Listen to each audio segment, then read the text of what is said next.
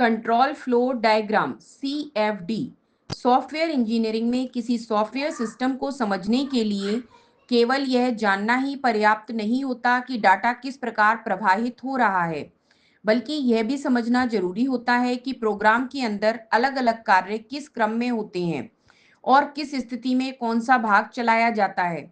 इसी उद्देश्य से कंट्रोल फ्लो डायग्राम, जिसे संक्षेप में CFD कहा जाता है, का उपयोग किया जाता है। कंट्रोल फ्लो डायग्राम एक ऐसा चित्र होता है जो यह दिखाता है कि किसी प्रोग्राम या सिस्टम के अंदर नियंत्रण किस प्रकार एक स्टेप से दूसरे स्टेप तक जाता है।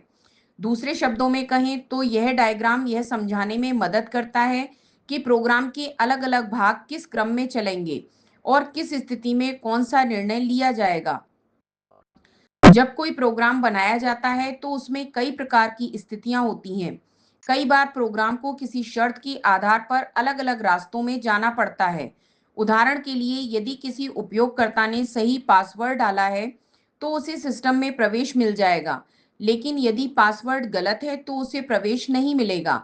ऐसे निर्णयों और उनके परिणामों को कंट्रोल फ्लो डायग्राम के माध्यम से स्पष्ट रूप से दिखाया जा सकता है। कंट्रोल फ्लो डायग्राम में आमतौर पर अलग-अलग प्रकार के चिन्हों का उपयोग किया जाता है।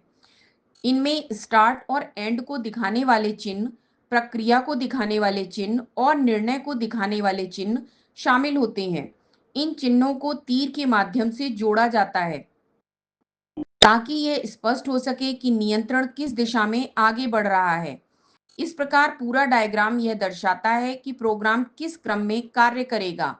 उदाहरण के रूप में, यदि किसी ऑनलाइन लॉगिन सिस्टम को समझना हो तो कंट्रोल फ्लो डायग्राम यह दिखा सकता है कि सबसे पहले उपयोगकर्ता अपना यूजर नेम और पासवर्ड दर्ज करेगा। इसके बाद सिस्टम यह जांच करेगा कि जानकारी सही है या नहीं। यदि जानकारी सही है तो उपयोगकर्ता को आगे जाने की अनुमति मिल जाएगी, लेकिन यदि जानकारी गलत है तो सिस्टम उसे दोबारा प्रयास करने के लिए कहेगा। इस पूरे निर्णय और नियंत्रण के प्रवाह को CFD के माध्यम से आसानी से दिखाया जा सकता है। कंट्रोल फ्लो डायग्राम का उपयोग विशेष रूप से सॉफ्टवेयर डिजाइन और प्रोग्राम लॉजिक को समझने में किया जाता है। इससे डेवलपर्स को यह स्पष्ट रूप से पता चलता है कि प्रोग्राम का नियंत्रण किस प्रकार आगे बढ़ेगा और कहां-कहां निर्णय लिए जाएंगे। इसके कारण प्रोग्राम को डिजाइन करना और उसकी गलतियों को पहचानना आसान हो जाता है। सरल शब्दों में कहा जाए तो कंट्रोल फ्लो डायग्राम एक ऐसा चित्र है जो यह बताता है कि किसी सॉफ्टवेयर प्रोग्राम के अंदर नियंत्रण किस क्रम में आगे बढ़ता है और अलग-अलग स्थितियों में कौन सा रास्ता चुना जाता है।